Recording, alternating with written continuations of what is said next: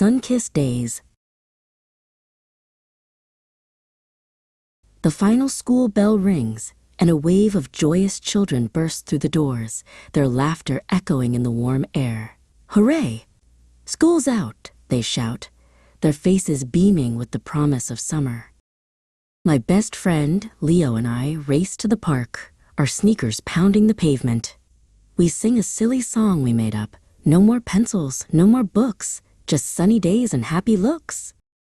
The possibilities of summer stretch before us like an endless blue sky. We can't wait to dive into all our favorite activities, from swimming in the cool lake to playing baseball until the sun sets. Some of our friends are going on big vacations, and others are heading to summer camp. But for us, the best adventures are right here in our own neighborhood. There's nothing better than the feeling of soft grass between your toes, or lying on your back and finding shapes in the fluffy white clouds. Summer days are for being lazy and soaking up the sun. We spend our days listening to the gentle hum of bees and watching robins build their nests. We even have a contest to see who can skip a stone the farthest across the pond. Of course, no summer is complete without ice cream.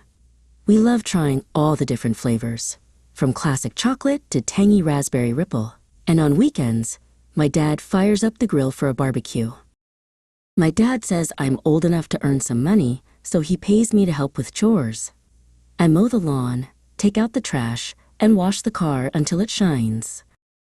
On Sundays, my mom packs a delicious picnic lunch, and we all go to the park. My little sister, Mia, loves the swings and the slide, while I practice my tennis serve.